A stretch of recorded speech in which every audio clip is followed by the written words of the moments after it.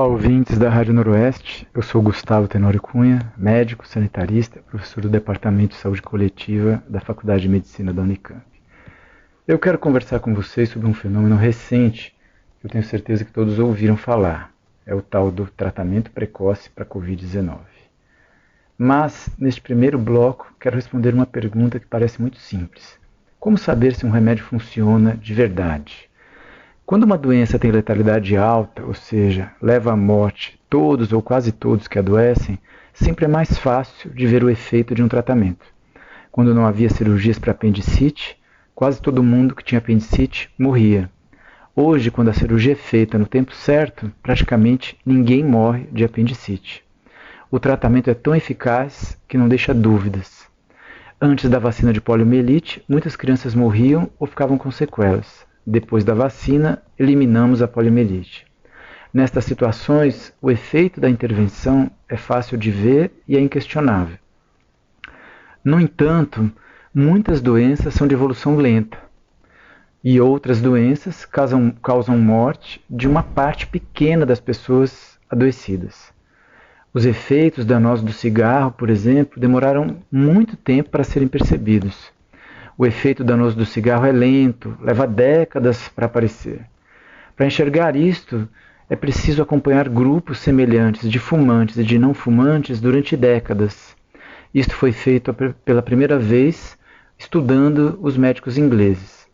Quando os resultados começaram a aparecer, eles foram tão evidentes, tão claros, que dispararam o movimento mundial de enfrentamento da indústria do cigarro e do tabagismo. A experiência individual de cada pessoa jamais teria sido capaz de nos mostrar o que o estudo mostrou. De qualquer modo, esse tipo de estudo ele não serve para dizer o que vai acontecer com você individualmente se você começar a fumar. Ele é capaz de dizer o que vai acontecer com a maioria das pessoas que fumam. Não é possível saber quem está no grupo da maioria, que vai viver menos e adoecer mais caso fume, e quem está no grupo da minoria, que pode não sofrer danos visíveis, por enquanto, por causa do cigarro. A ciência, muitas vezes, é apenas isso, uma lente especial que nos permite enxergar além da experiência pessoal. Pode parecer todos os dias para cada um de nós que o sol levanta e que o sol se põe, mas foi a observação com telescópios e cálculos matemáticos que mostrou para a humanidade que esta impressão que temos todos os dias é enganosa, que é o planeta Terra que gira no seu eixo, produzindo o efeito do anoitecer e do amanhecer. Não quero dizer com isto que a experiência individual não tem valor. Para cada um de nós, ela é o mais importante. Não adianta para mim que um remédio funcione para 99% das pessoas se eu fizer parte do 1% para o qual ele não funciona. No entanto, eu prefiro ser tratado com uma medicação que funciona para 99% das pessoas do que com uma que funciona apenas para 1% das pessoas. Quando estamos nos referindo a coletivos, a populações, quando vamos decidir políticas de saúde, quando queremos saber quais os melhores gestos, ações de governos para enfrentar uma doença, qual medicamento deve ser comprado, qual medicamento os médicos devem prescrever, nós não podemos usar o senso comum, não podemos usar a impressão pessoal. Os erros, neste momento, podem custar a morte de milhares de pessoas. A impressão individual dos médicos e dos pacientes não pode ser um instrumento para se tomar este tipo de decisão coletiva. Na Covid-19, a maior parte das pessoas que contraem o vírus não evoluem para uma internação ou morte. Mais de 80% vai se curar. Se eu prescrever água morna para todos os pacientes que eu atender com Covid, pode me parecer que todos se curaram por causa da água morna que eu prescrevi. Estes que se curaram, que são a maioria, também podem pensar a mesma coisa e podem sair por aí dizendo que se curaram graças à água morna que eu prescrevi. Isso seria ainda mais fácil de acontecer se eu estiver atendendo uma população que é mais jovem e mais saudável. Para eu sair das aparências, eu preciso de uma lente especial. Essa lente chama-se ensaio clínico. Eu preciso de um número grande de pessoas usando o tal tratamento e outro grupo do mesmo tamanho e com características semelhantes usando o que chamamos de placebo, ou seja, um remédio falsificado. Por que isto? Porque apenas a crença de que eu estou tomando um remédio bom para mim já pode produzir em mim um efeito positivo. E eu quero saber a diferença entre o efeito psicológico, chamado efeito placebo, do efeito do remédio mesmo.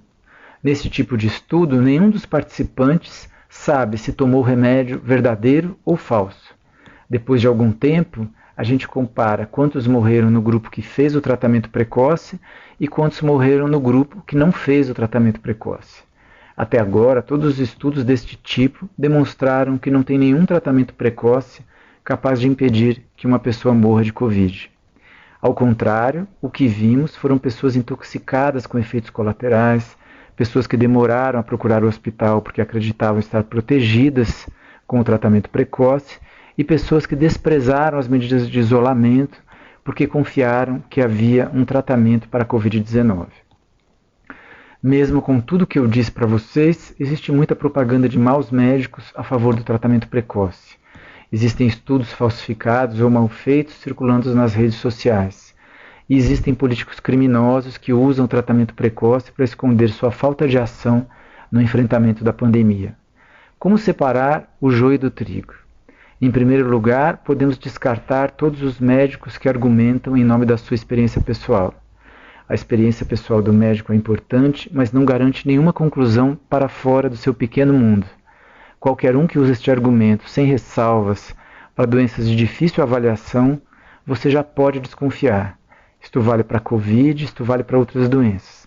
Em segundo lugar, vamos dar mais confiança para quem sempre estudou ou estuda a doença em questão.